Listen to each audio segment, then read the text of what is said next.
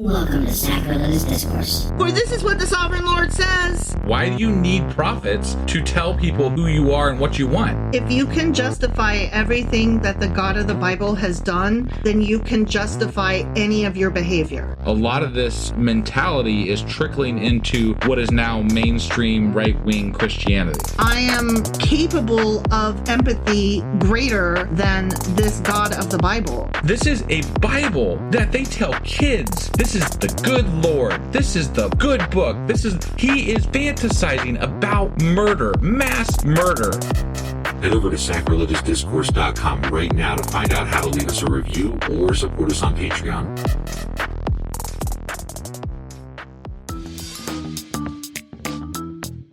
Hey there, sinners and saints. It's your favorite Bible-bashing duo from Sacrilegious Discourse, and we need your help. That's right, folks. We're raising funds for some heavenly equipment and a studio that doesn't sound like it's in the depths of hell. Our current setup, let's just say it's more apocalypse than audiophile. So if you want to hear us dissect the Bible without the background noise of demonic squirrels, chip in a few bucks. We're aiming for $5,000 to upgrade our audio and build a studio worthy of blasphemous banter.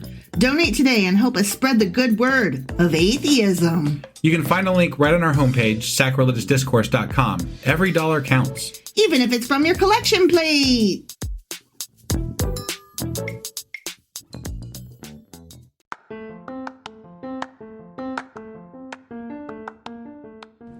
Welcome to Sacrilegious Discourse. I'm husband. And I'm wife. Together, we're reading the Bible for the very first time. We grew up without religion and wanted to know what all the fuss was about. Well, what have we learned so far? That God is a dick, and apparently some people believe in talking donkeys. We're not trying to pass ourselves off as experts. Nope, we're just reading the Bible for the first time and giving our first take reaction. If you'd like to join us in this venture, you might consider starting at episode 1. Otherwise, jump in wherever you like. All right, let's go read the Bible. Yeah, let's get to it. Husband! Wife! Do you remember what happened yesterday and where the hell we are today? Well, yesterday we read Ezekiel Chapter 7. Sure as fuck did. And God was mad at Israel again. Still, forever. And always. And he's going to enact judgment on them. And then then some of them will repent and they'll be okay. But mostly he's going to get you. I feel like I could condense half the Bible into God's going to kill you. He's going to save a few of you and you'll be okay. Yeah. Like that, we could cut out like half the fucking Old Testament. I agree. Yeah. Honestly. It's kind of ridiculous. Yes. So before we get into the what we're doing and all that stuff, I do want to mention that we are in the midst of a drive for Patreon right now. Indeed we are. And I have some updates for that. Ooh. So we do have, we have a new trial membership right now that's starting, but we don't actually officially put that up until it's live. So we've got a trial membership. We also have updated some things on our Patreon page, and we now have advertiser tiers. Ooh. So for as little as $20 a month, you can have an advertisement run on Sacrilegious Discourse. Now, altogether, there are only 5 slots available for ads. So if you are interested in doing that through our Patreon, get over there, take a look at them. There's only one slot available for each. Like, there's only one slot available for each thing. So I don't know what I'm saying. There's room on there for podcast ads, and you can have one. So go have one. You know, I don't know what else to say. Oh my god. Worst ad ever. So anyway, now that I'm done butchering the fuck out of that, yesterday we read Ezekiel Chapter 7, which means that today we're getting into Ezekiel Chapter 8. All right, let's do this. Okie dokie.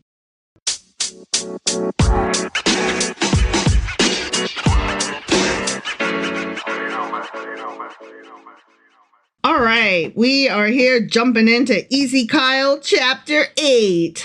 Or Ezekiel, as some people know it. I'm just, throwing that out there. I'm not correcting, just throwing it out there. Easy K, Yeah. Here we go. All right. In the 6th year, in the 6th month, on the 5th day, while I was sitting in my house and the elders of Judah were sitting before me, the hand of the sovereign Lord came on me there. Ooh, he came on you. What? Okay, let me go check my notes so that I can give you the date. Right. So he was having a brunch with some. I'll get to that in a minute. Okay. Yeah. Sovereign lords. Was it sovereign lords? What was it? Yeah, some elders. Elders. Yeah, okay. some of the elders. All right. Okay, so by most calculations, scholars agree that this day falls on September 17th. Okay. 592 BCE. Okay. Okay. Why? Based on, because I said in the 6th year and the 6th month on the 5th day. Oh, okay. And so they calculated it out, and they're like, probably this is the day that he's talking about. Okay. All right. Okay, so here's what we know, right?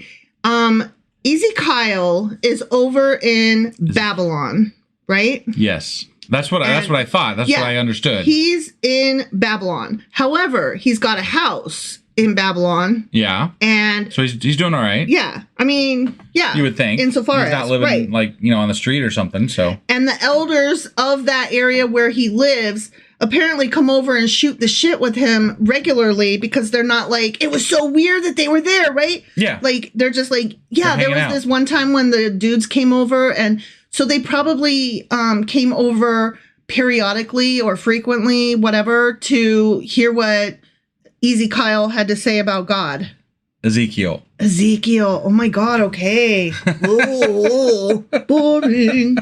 So they probably consulted with him on a regular basis. Okay. To, get the haps on what God was talking about. Do you think they were like taken aback when he like poltergeist into like this God vision right in front of them? Is that what happened? Like God was speaking to him like as they were there, wasn't he? Just the hand of the Lord like touched him on the shoulder or some shit. It came on him. Yeah.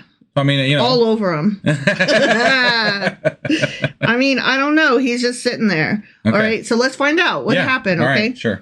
I looked and I saw a figure like that of a man from what appeared to be his waist down. Wait, we're looking at his dick again? We're looking at his dick again. God. But this time, what his is going dick on? is on fire.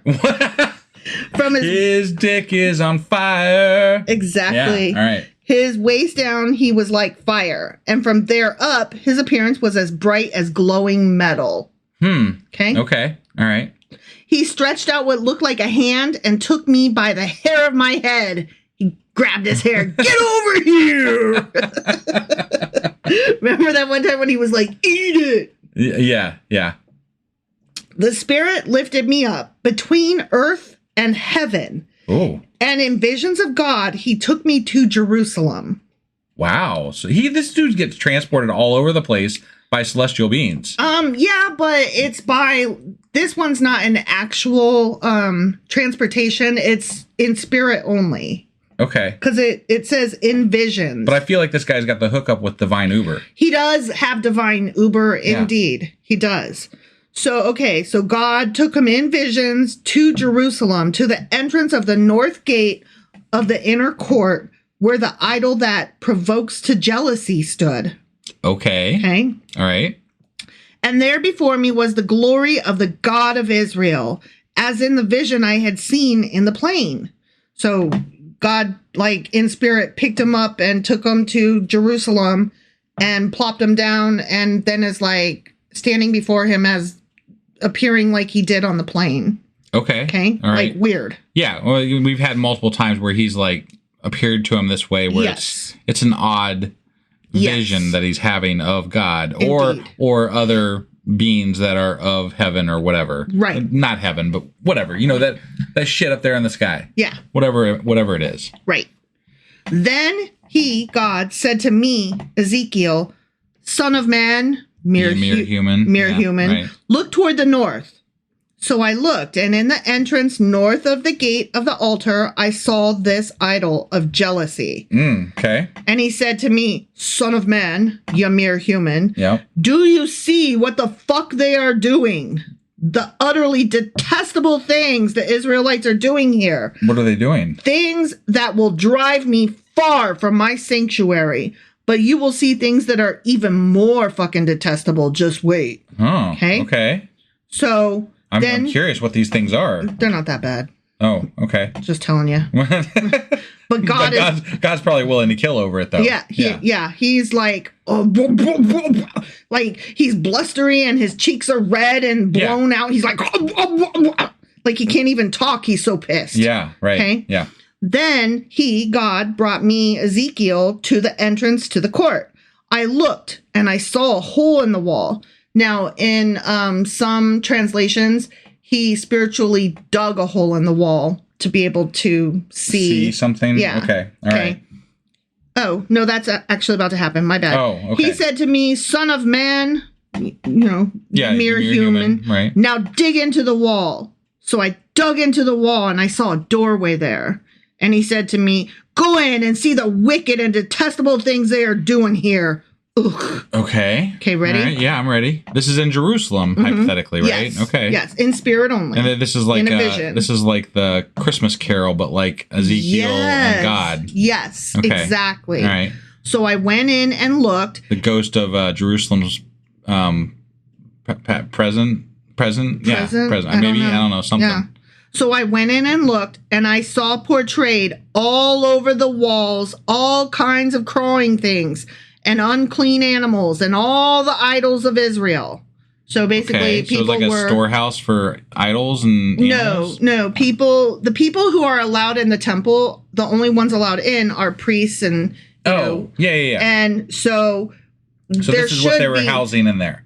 Yeah, well, they're unclean animals and idols of Israel. It's not a storehouse. They're actively worshiping pagan gods in the house of Yahweh. And we're supposed to believe this based on the dream from Ezekiel. Yes. Okay. Yes. All right. And this is what they're doing in there. And God is like, "Can you even? I mean, what the F?" Right. Right? Yeah. In front of them stood 70 elders of Israel. 70 elders. Yeah. Okay. And Jaazaniah, son of Shaphan, was standing among them. So, is there some significance to this guy? Or yes, because Shaphan was the father of two other dudes that from Jeremiah. Okay. They were the ones that helped Jeremiah. Like they were.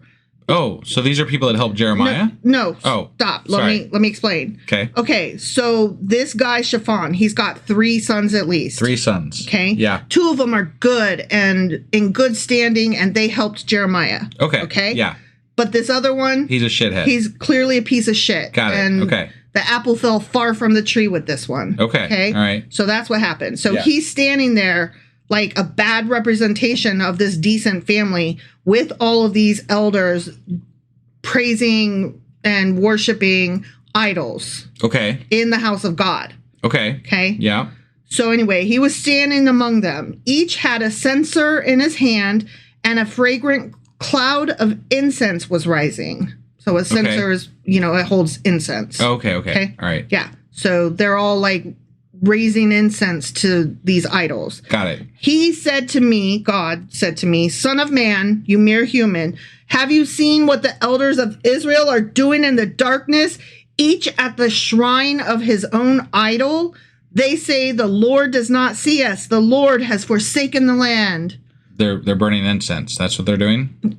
But there's also unclean animals there, so they sacrificed animals they weren't supposed to sacrifice. Okay. And the idols are not supposed to be in there, and they're lighting the incense to worship these other gods. Okay, so let me just make sure I got this correct. Mm-hmm. There's dead animals, much like there is in God's temple. Mm-hmm. But the wrong ones. The wrong ones. But they're still dead animals, right? Yes. There's burning sticks of scent, and there is wooden or metal statues. Right. And God is going to get pissed off to the point where he wants to kill people over this. Yes. Okay. I just wanted to clarify before we moved along. Yes. That that's what was going on. Yeah. So. And they were doing it in secret. Sure. I mean, what's the point? I guess if you're going to get in trouble for something, you'd probably do it in secret. Right. So, yeah. Right. Exactly. Right. Okay. So that's like the first thing that he sees. I got to say, though, it probably isn't that fucking secret because honestly, he's punishing all of Israel / Judah for this kind of thing. Yeah. So it doesn't seem like it's very secret. Right. It's kind of out there. It's very It's out like there. On the hilltops and in the ravines and in the fucking temple and it's in the houses. It's everywhere. Yeah.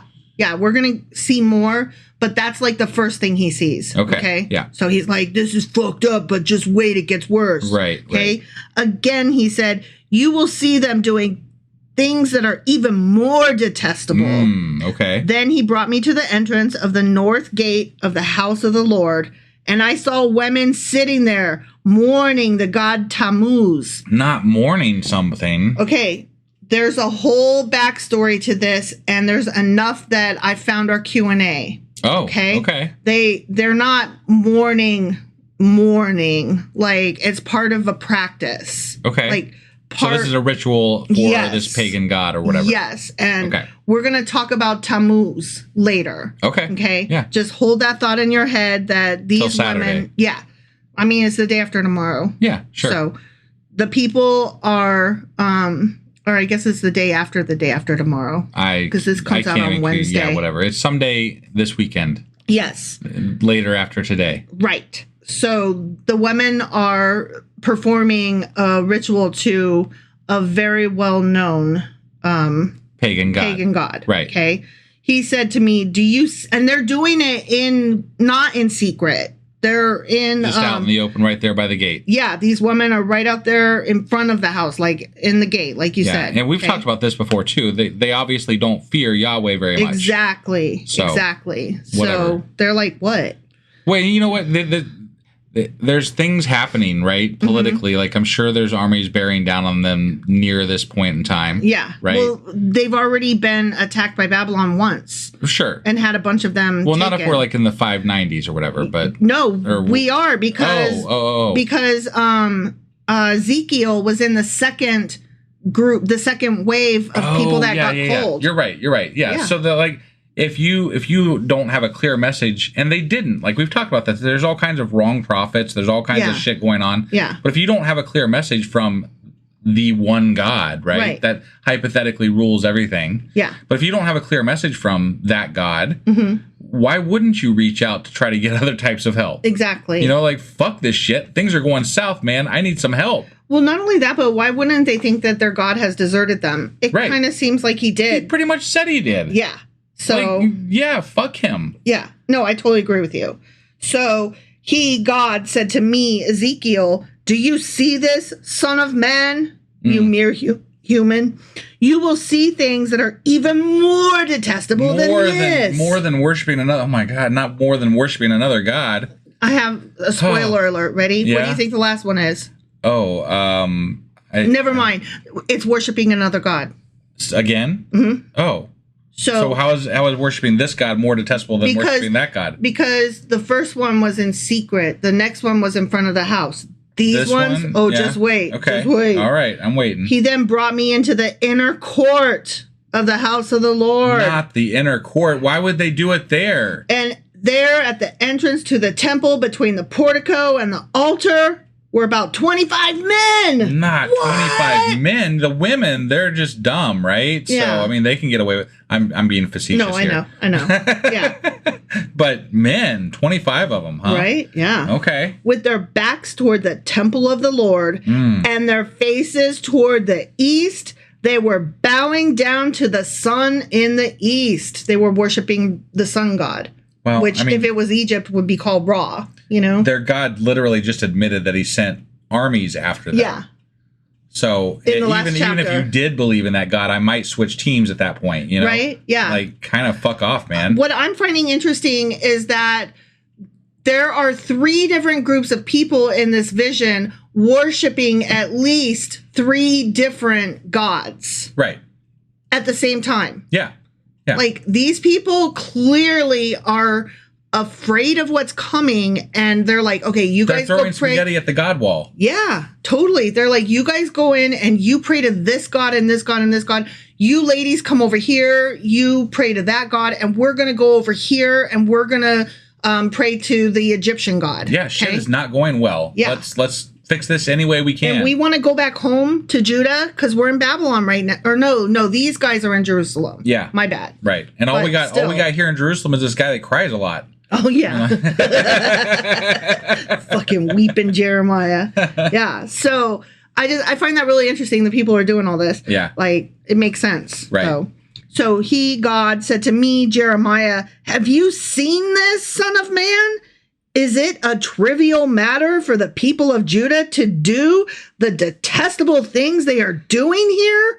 Must they also fill the land with violence? Oh, you're one to speak. Wait, filling what? And continually arouse my anger? Oh, fuck this God. Okay. Like, what is his fucking problem? Like, he is causing the violence, unless we're talking about like the child sacrifice or things like that, right? But God is basically saying, I'm bringing the violence, I'm bringing the pain, I'm bringing all this shit. Well, and here's another thing. Like, psychology teaches us today that when an abusive husband is beating his wife and he tells her, why are you making me do this? You're pissing me off. Yeah. Like, that is not, he is not in control of his emotions. She might be doing things that are heinous, but be that as it may, you get to, I'm not saying you get to not be mad. I'm saying you're not controlling your anger correctly. Right. And only you can do that. Nobody else can do that. No, and we touch on the same things a lot, but like, this is a God who is supposed to be all powerful and all knowing, all the things, right? And he can't even control his anger. Right. He can't, like, there are ways to settle disputes that are much better than the way he handles things. Right. And apparently he's not capable of that. And that just strikes me as not very godlike. And we know why this is. This is man projecting their flaws into this God at the time of when it was written, which was thousands of years ago. Which would be fine if it just ended there. But no, now we're supposed to pretend that this God is perfect and still exists. And I'm like... it's literally not written perfect. It's literally written as a very, very, very flawed God. Yeah. Very flawed. The writing itself is flawed. Errors galore.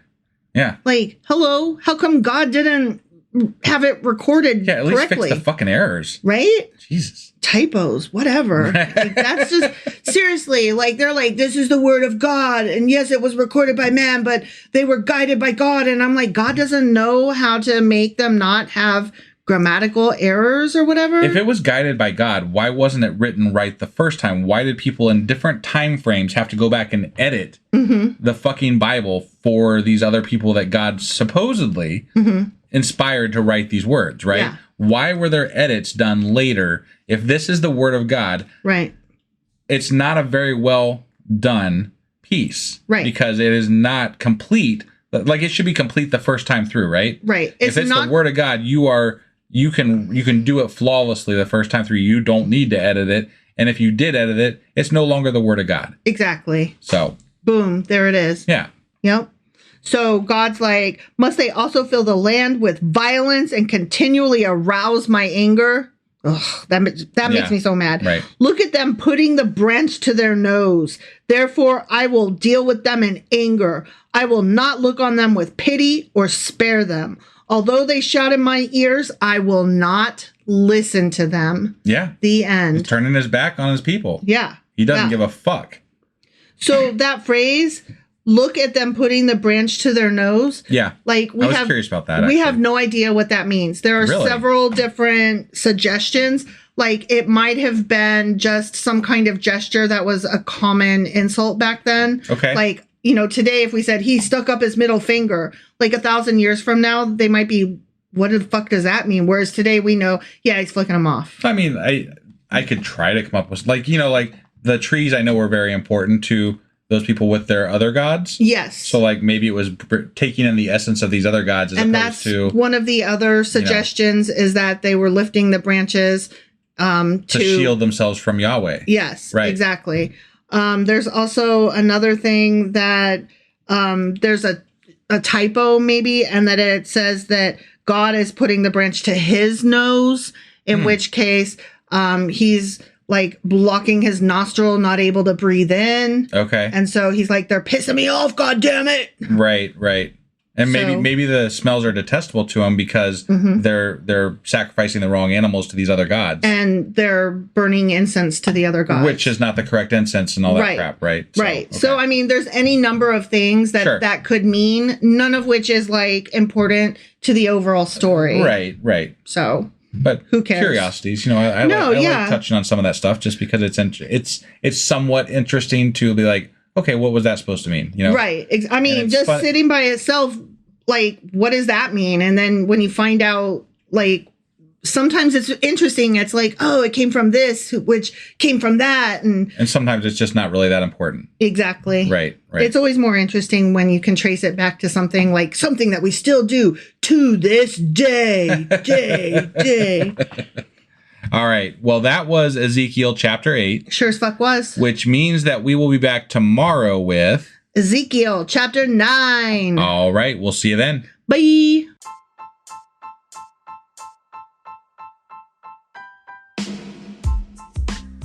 Hey, wife, I guess that's the end? But husband, that's just sad. It doesn't have to be. We are on lots of social media platforms like Twitter. Our handle there is sacrilegious_D. For D's nuts. Oh my God. Stop doing that. Anyway, we're also on Facebook, Instagram, and Pinterest. There's a link to all of our social media sites at our website.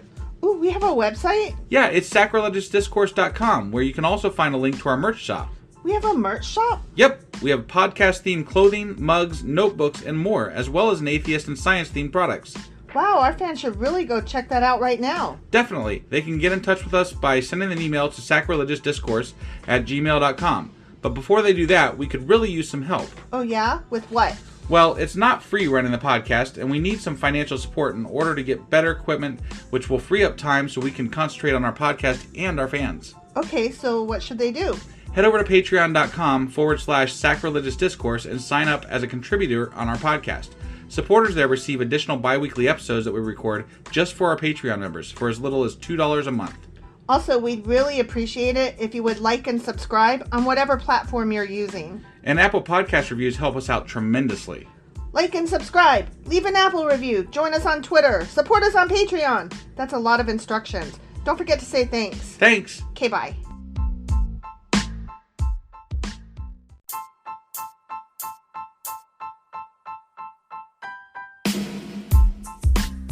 Hey, wife, I guess that's the end? But husband, that's just sad. It doesn't have to be. We are on lots of social media platforms like Twitter.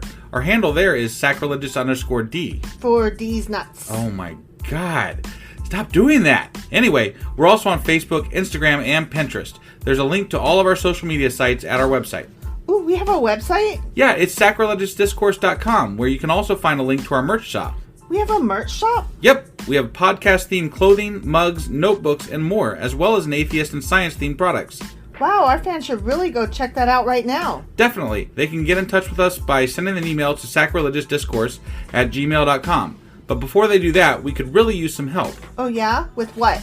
Well, it's not free running the podcast, and we need some financial support in order to get better equipment, which will free up time so we can concentrate on our podcast and our fans. Okay, so what should they do? Head over to patreon.com/sacrilegiousdiscourse and sign up as a contributor on our podcast.